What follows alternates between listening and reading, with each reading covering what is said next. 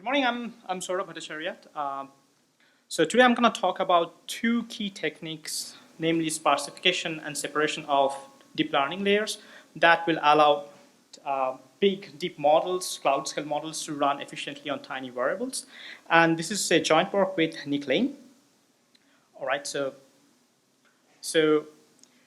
recognizing context signals and everyday activities from sensor data is a key enabler for next generation mobile and IoT applications.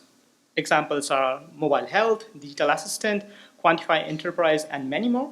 And we see a large number of hardware platforms are emerging that would like to run all these applications. So example of hardware platform include United Clips, Fitbit, Amazon Alexa, Google Glasses, and also like small form factor hardware SoCs that comes with different capabilities and form factor. So by monitoring user action using speech, ambient audio, and motion, application developers are bringing new application features to their product. And these sensor-related application and sensor system, they have a very key problem to solve, namely identifying from very noisy sensor measurements what would be the high-level context from it. So especially in the variables and embedded platform, there is a significant gap. There exists a significant gap in terms of inferencing because the accurate extraction of context from noisy data still remains unsolved. And this is primarily due to the cause that real-world scenarios are very complex and they're changing all the time and they're highly unpredictable. And this causes confusion to the inference algorithm that you're running on your variable platform. So one potentially a good area for machine learning approach is deep learning that actually tackles the problem of inaccuracies in mobile sensings. And thanks to this deep learning breakthrough over the past few years, the difference between machine-level perception and the human-level perceptions are becoming smaller and smaller. For example, if you look into a number of areas like object detection, scene analysis, face recognition, detecting cancer from images, and language translation, these deep learning algorithms are current state of the art. And recently, deep reinforcement learning has been used to beat the world's human best Go player, and also it's working very well in several video games. And especially in case of speech recognition, if you look at what has happened over the past 20 years of research, the use of deep learning has reduced the error rate significantly, and that's a big development. So another question is why we're not applying deep learning that often or frequently on variable and embedded systems. And the main problem is resource restrictions. For example, if you look at the state-of-the-art video models and image models, they often use over 100 or millions of parameters, or the parameter space can run into billions. And just storing those billion parameters on a small variables is a daunting task. And not only the memory issue, then we have to look for how much operations you need to do in order to get an inference out from these models. And if we don't do any optimizations and keep on running that inferencing continuously over time, it will deplete the battery of the devices, and the usability of those deep learning algorithm will be very limited. So perhaps this resource constraint is one of the reasons why the current successful deployment of deep learning based inferencing on variables and mobile platform is cloud-based. An example include Apple Siri and Microsoft Cortana, but there are few scenarios where running the model on the device is useful. For example, I don't need to worry about the latency or cloud connectivity, so I can expect a very good latency of getting the inference out. And perhaps the most important thing is privacy. So running those deep learning models on your mobile platform allows you to keep your data on the device, so you don't need to worry about your data being leaked to a third party without your consent. And lastly, it also saves bandwidth. For example, if you're doing image captioning kind of task, instead of sending the entire image, what you would do is you would just send a text explaining the caption, understanding the content of the image. So that will save huge amount of communication bandwidth. So in this work, the main research question that we ask is how can we scale down deep learning algorithms to run on low-end variable efficiently? So while addressing that problem, we mainly focus on optimizing the inference pipeline of these models without requiring any retraining of the model. And also we are avoiding total cloud offloading. And we adopt principal approach to target low resource platforms while minimizing model architectural changes as much as possible. So here I present Sparse, which supports a set of technique that allows to mitigate severe bottlenecks on embedded inferencing, which are memory, latency, and energy. So thanks to Lin, so he gave a very good overview of deep learning models, but I will quickly go through the basic pipelines of two popular deep learning models that we'll discuss here. One is DNN, which is deep neural network, and the other one is convolution neural network. So in DNN, there are a large number of nodes, and these nodes are often arranged in the form of layers. So there are two interesting type of layers, the input layer and the output layer. The input layer where you feed the sensory data, and in the output layer you get an inference out. And the inference follows in a bottom-up approach. So here in this picture, the input layer is basically a spectrogram, and then inference goes through first hidden layer, the second hidden layer, until the output layer, where we can recognize that what is spoken in that audio is hello world. So now if we look at the set of operations that we often do in a particular neuron, is that the pre-activation of the neuron is basically driven by what are the inputs that's coming, and it's multiplied by the weight factor, that's a parameter space, and then we add a bias. So basically what we are doing is a matrix vector inner product, and after the pre-activation, we apply a nonlinear function. Here I have shown a sigmoid function, but other nonlinear functions can be applied, which are a rectified linear unit or a hyperbolic tangent. So now we'll move on to the convolutional neural networks. So convolutional neural networks are the state-of-the-art models in terms of image recognition. So contrary to the deep neural network that we saw just now, it has a series of convolution layer and pooling layers. I'm not going into the details. So the last part of the network is actually a DNN, so which is used for classifying the features, high-level features that are extracted by the convolution network for generating the output through softmax. So just look at what are the convolution operations are going. So for example, here is a two-dimensional version of the convolution operations. So we have input, which is driven by height h and width w, and we have a two-dimensional kernel, which is d times d. Then the overall time complexity for evaluating the convolution is of the order of d square hw. But that's a simple form. But in convolution neural network, the kernels are 3D, and we have a large number of kernels. So to get this one kernel convoluted with the input image, the time complexity is c d square hw, where c is basically the number of channels you have. And you have n of them, so overall time complexity becomes n c d square hw. So if you want to improve the running time of this convolution neural network, so we need to optimize or reduce time complexity of convolution. All right. So let's look at what are the main operational bottlenecks we have to do while evaluating the states of layers within a DNN. So here we consider two layers, the layer L and the layer L plus 1.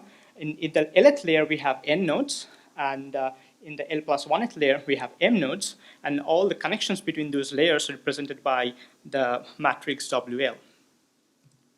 So while we want to evaluate the states of all the nodes in L plus 1th layer, what we have to do, we have to multiply the input vector XL with the matrix WL. So if you look at the dimensionality of this vector, the total number of operations that we need to do is basically mn. So the question is, can we do this computation faster and with less memory? So one solution to that is to have a low-rank factorization of the weight matrix, and where you control the rank of the components. And here, after WL has been divided into U and V, the overall computation becomes, first I multiply the input vector XL with the matrix V, and then the results will be multiplied by the matrix U, resulting in total number of operations is MK plus KN. So if you look carefully, we can actually generate significant amount of memory and computation gain if we choose a K such that it is less than Mn plus by M plus N.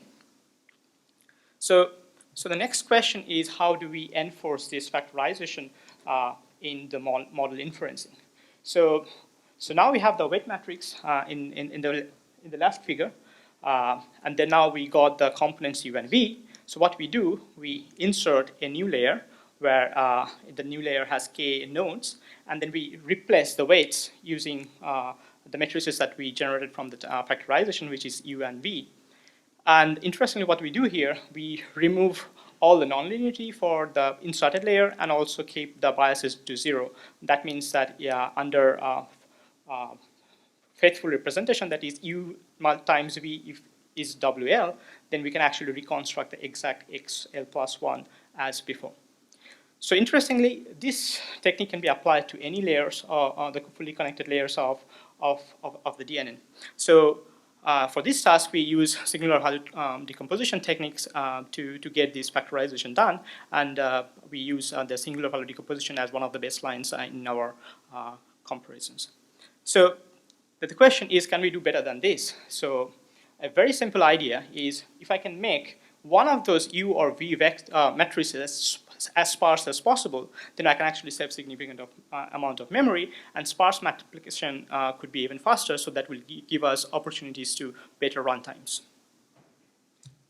All right, so the basic idea of sparse factorization that we propose in this paper is based on the idea of sparse coding. It was originally developed by Olhason and Field in 1996 for explaining early visual processing of human brain.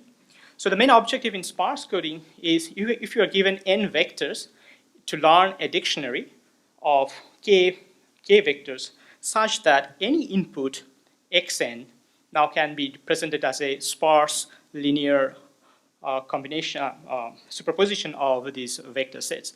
By sparse, I mean that while reconstructing the vector xn, I need very few of the basis vectors contributing towards the reconstructions. And very similar ideas have been actually developed by guys here in Stanford, like Andrew Ng and his students have shown that the sparse coding can be a very effective way of doing a good representation of natural images. So the basic idea is, you extract rectangular patches from natural images, and then you learn a basis vector through dictionary learning, and these basis vectors look like edge detectors. And the next thing is that if you are given a new data or new patch, the idea is that patch can be represented from the basis vectors by utilizing only 3 of the learned basis vectors, and the rest basis vectors are not at all used for its reconstructions. So we use this strategy to learn a factorization of the weight matrices of a DNN, such that we learn a dictionary beta, and then we also learn their corresponding activations. And here the activation has very sparse structure. So most of the elements of this matrix A are 0, and we only need to store only non-zero elements. And we show that that if more than half of the elements in the matrix A are 0, then we gain significantly on terms of memory. The details can be found on the paper, though. So similarly as before, we had this fully connected layer. Now we insert a new layer, and then the matrix A is sparse. That means it's also doing kind of pruning. So that means it's neglecting lots of edges and actually squeezing the model size significantly. And we can actually apply this factorization, sparse factorization, to several different layers of the neural network.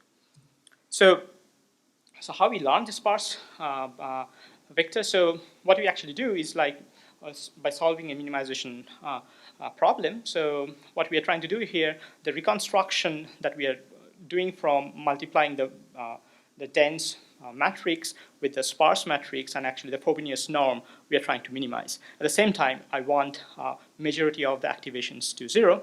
There are a large number of ways you can actually train sparse basis vectors, like applying L1 regularization. So here in this work, we use a variant of KSVD algorithm to get our basis vectors done.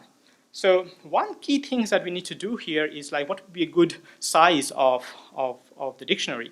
And by the good size, that is the same as how many nodes will be there in the with the new inserted layer. So in our previous work from this year, IPSN, we show that if we can keep the reconstruction error very, very low, then we see that the model performance will be very close to the original model itself. And we exploit this strategy by keeping a development dataset and empirically running what would be a good value for K. So what we do is like we first fix the sparsity, and then given that formula, we got an idea what will be the range of the K. And then what we do is like do a binary search on top of that range such that the reconstruction error stays very small. And from that, we can get a better estimate of the dictionary size. But the weight factorization that we talked about can decrease the memory footprint of both DNN and CNN significantly. But in case of convolution neural network, the bulk of the operation lies in terms of convolution. So more than 95% of the time they spend on doing the convolutions, and where matrix factorization doesn't play any role. So we need to do something different to optimize the convolution operation. And what we do here, we explore the concept of convolution separation. So the basic idea in convolution separation is that find the approximation of the kernel that allows efficient computation and maintains accuracy. To give you an idea, let's suppose Xn or Kn is a three-dimensional kernel. And what we want is an approximation Kn hat that we would like to replace the original kernel. And the Kn hat has a property that it can be broken into by matrix multiplication of a horizontal filter and a set of vertical filters. So giving an example, like on the filter here is a 3x3 filter, and then it can be broken into a vertical filter and a horizontal filter, and their convolution is exactly the original filter itself. And thanks to linear algebra, what it does basically, it separates the convolution operation. So what we can do is like first convolute with the original vertical filter, and then apply another convolution that with the horizontal filter. And the good thing is that instead of the 3x3 area, we have only vertical and horizontal, and that actually gives us lots of computational benefit. And we have in the paper we talk about that there are certain conditions we should meet in order to get a computational benefits over this process over the original model. All right, so let's go to the results. So in the evaluation section, we looked into both DNNs and CNNs. So we consider 4 different models. 2 were DNNs and 2 were state-of-the-art vision models like AlexNet and VGG. The ambient model, they actually identifies among 19 different ambient environment from audio recordings on your mobile phone. And the ambient environment could be you are sitting in a church or in a university hall or in a cafeteria. And the speaker recognition is basically finds who is talking from audio measurements out of 106 different users where the male and female percentages were equal.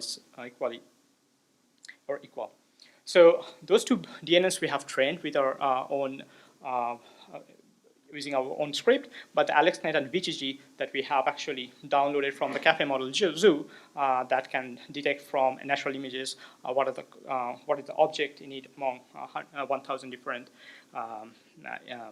image categories. So if you look at the parameter sizes of these models, so those 2 ambient and speaker models, they are relatively low.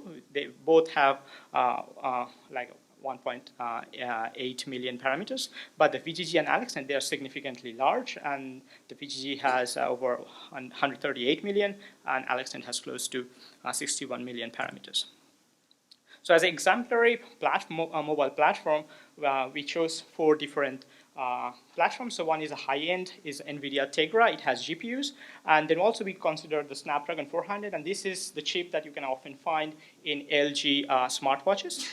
And, and we implemented the entire inference pipeline in Torch. And for the low platform, we looked at Cortex M0 and M3. And it has only 8 KB and 32 KB memory, and it has no memory management. So maximum we could access was 5 kilobytes of memory on M0, and we have implemented a very simple implementation inference pipeline in C++. So if we look at the original model, so we took 32-bit representation of the model, and the ambient and speaker models were around 7 MB, and the AlexNet and VGs are rather huge. So we then applied both SVD-based and sparse coding-based factorization, and we saw that for the ambient models, sparse coding is generating a 389 kilobyte version of the model, and which is like a reduction of 16.8 times from the original model itself. And similar kind of reductions we see for other models. And for generating these models, we have used the empirical procedure, and we have noticed that the overall reduction in accuracy is from 2 to 4% from the original model itself. So now we move to the inference time. So here we show the run times and energy requirements of the speaker model on 4 different platforms. So on the y-axis, we have energy in millijoule, and on the x-axis, we have latency in milliseconds. And I have added some reference lines which presents like whether it's take 1 second, 1 minute, and 1 hour, because the scale on the both axes is on log, so it's easier to follow. So what we see here is that the Cortex M0 takes significantly large amount of time, primarily because they have very small memory, and then we have to do paging to get different parts of the model. So and then that's the bottleneck in there. So even in M0, so the original unmodified model took over 7.5 hours to run one inference, but after this sparse factorization, we could get it under an hour. But with M3, which is a much bit better model with twice the amount of processing power and 32 kilobytes of memory, we could get the sparse factorization allows us to run the model under a minute. But for all the Snapdragon and Tegra, the performance are like the DNNs runs very, very fast. In all the cases, the sparse factorization is giving us a better runtime. But now we look at the convolution neural network. So here I plot VGG, and we cannot run VGG on 8 kilobytes of memory. So we actually follow the results from bit better processors like Tegra and Snapdragon 400. We see the big original model requires paging, and both Tegra and Snapdragon requires a significant amount of time to get an inference out of it. Sparse coding, sparse factorization does a little better than the SVD factorization because of the sparseness, but the game changer here is the convolution separation. So there is a huge gain in the overall energy and latency if we apply the convolution separation.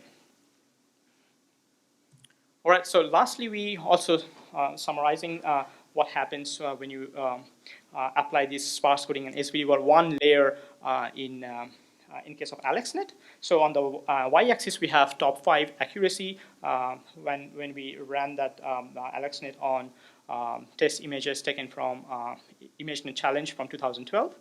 And what we see here is that even for very small k values, both SVD and sparse coding is generating a model which is very accurate to the original model itself. That means so the reduction in model parameters is not causing any inferiority to the model performance. But at the same time, it also shows that if you don't choose a k value properly or without the rule of thumb that I provided before, it might be the case that we actually inflate the parameter space, and SVD is causing much more memory and and computation time than the original model itself. And this problem is less significant in case of sparse coding because we have the sparse matrices, so we can actually save a lot of space because of the sparsity. And equally, both of the model does a very good job in terms of model representation for small values of the inserted layer size. All right, so in summary, so deep learning models can revolutionize the mobile and IoT application experiences, and the functional properties of the original model can be maintained very, very faithfully for DNN and CNN. And so the two techniques that we describe here, like sparse factorization and convolution separation, can increase significantly the benefits of bringing these big models to a variable platform, and it allows efficient runtime, memory, and energy footprint of low-end variables. And with that, I conclude my talk. Thank you very much, and ready for questions.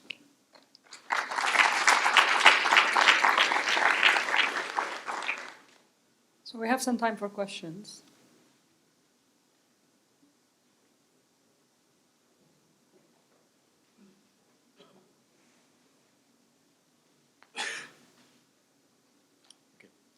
Hi, two questions there. I don't know if you have looked at the fast Fourier transform.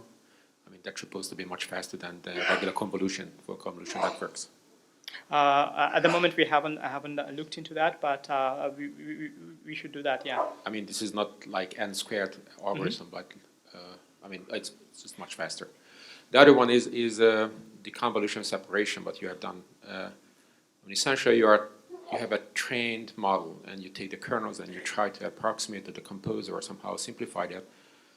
And the convolution separation is you would be much better if you forget the original kernels and then you just use a simple convolution network and train that one. Exactly.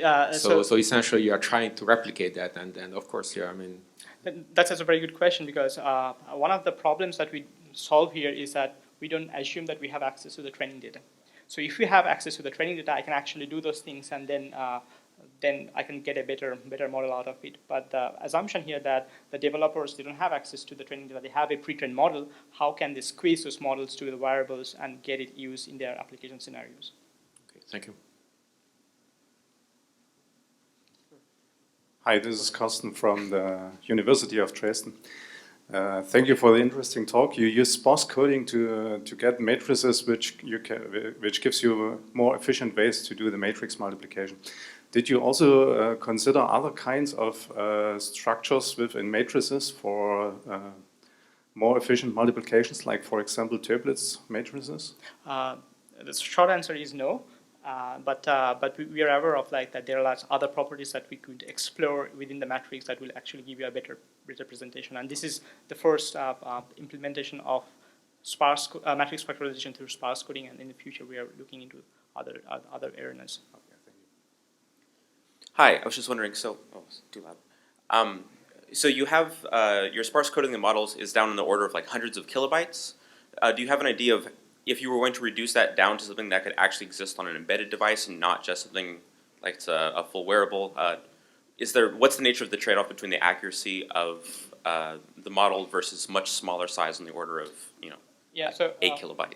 Yeah, so that's a very good question. I think to this kind of lossy compressions that we are doing, so then we see there is a variation between the original accuracy from the compressed one. So the thing is that you can squeeze a model, but there will be accuracy drop. But we have access to training data. We can actually retrain the new model, and then we can gain back the accuracy drops. And I think there are it's a new area that we should explore, even smaller model like binarizations of this network, and that can actually give you much better smaller model, probably as accurate as the original one. So we are exploring that direction as well. Thank you. All right, so let's thank the speaker again.